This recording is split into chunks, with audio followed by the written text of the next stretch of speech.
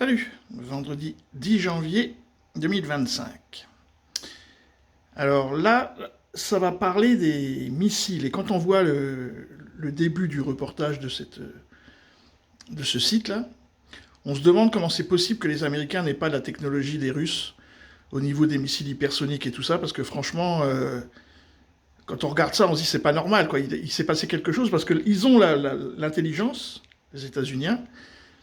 Apparemment, simplement, c'est qu'ils n'y ont pas cru. C'est-à-dire que quand en 2018, Poutine il sort avant-garde, l'Armata T-14 et puis le sous-marin, enfin, le missile Poséidon, là, les missiles hypersoniques, les Occidentaux n'y croient pas. Ils disent non, c'est pas possible, c'est pas possible. Donc ils ne sont pas partis vers ce développement, alors que les Russes, bon, bah, eux, ils ont continué leur chemin, et maintenant, ils ont Orichnik. Et nous, on a Schnik. Voilà. Donc du coup, on voit ça, là, ce reportage, et on se dit, mais comment c'est possible, puisqu'ils ont la technologie, pourquoi ils n'ont pas le missile?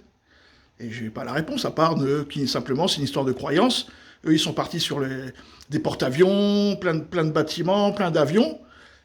Bon, et les Russes, bon, qui ne pouvaient pas faire cette guerre, parce que n'ayant plus qu'un seul porte-avions, ils se sont dit, ouais, le temps d'en construire 10 ou 12, ou 15 ou 20, ça va nous prendre 50 ans. Ils sont directement partis, comme les Chinois, ils sont partis directement sur la voiture électrique et tout ce qui est électromagnétique, à partir des années 90-2000. Nous, on a continué le thermique. Et puis après, on a fait, comment ça s'appelle, la Toyota hybride. Bah, les Américains, ils ont fait pareil. Eux, ils ont abandonné le côté possibilité de missiles hypersoniques, et ils ont été vers la quantité, toujours plus de quantité, tout ça. C'est une erreur, hein. Et voilà, donc je vous ai fait le spoiler, là, un petit peu. Par contre, sur la deuxième partie, pour ceux qui auront le courage d'aller jusqu'au bout, la deuxième partie, je me désolidarise complètement. Parce que moi, les rovers qui sont sur Mars, je sais pas quoi, des rovers que ça fait depuis 2021, un rover qui est sur Mars, qui se promène, bon, moi, si on me dit pas comment ça fonctionne, par quelle énergie, quelle est la batterie, parce que s'il y a une batterie suffisamment puissante pour que depuis 3 ans, il y a un petit rover qui se promène sur Mars, bah pourquoi on ne transfère pas cette technologie en France, enfin en France, sur Terre?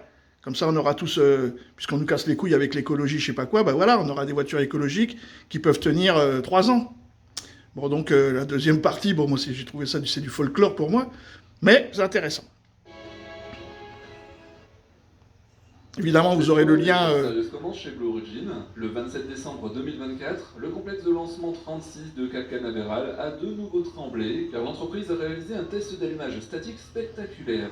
Pendant 24 secondes, les 7 moteurs BE4 du premier étage de la toute nouvelle fusée géante New Glenn ont rugi en libérant une puissance impressionnante et une épaisse fumée blanche. Alors attention, ce n'était pas juste une démonstration de force pour épater la galerie, mais une validation obligatoire de l'intégration et de la fiabilité des différents systèmes du lanceur avant son lancement. Pour ceux qui ne connaissent pas encore la New Glenn, sachez seulement que c'est la grande rivale du Falcon Heavy de SpaceX, 98 mètres de hauteur, 7 mètres de diamètre et une capacité d'emport de 45 tonnes en orbite basse. Le premier étage était rempli de gaz naturel liquéfié et d'oxygène liquide. Et là, vous avez peut-être tilté du gaz naturel liquéfié, voilà qui n'est pas banal dans le monde du spatial. On a plutôt l'habitude de voir du méthane, du kérosène ou de l'hydrogène liquide, et vous vous doutez bien que l'utilisation de ce cocktail n'est pas un hasard. Non seulement ce mélange...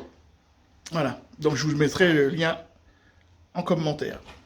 C'est vraiment très étonnant que les Américains ne se soient pas lancés dans les missiles hypersoniques. Bon, là, ils le font, mais ils ont 10 ans de retard. Salut les amis!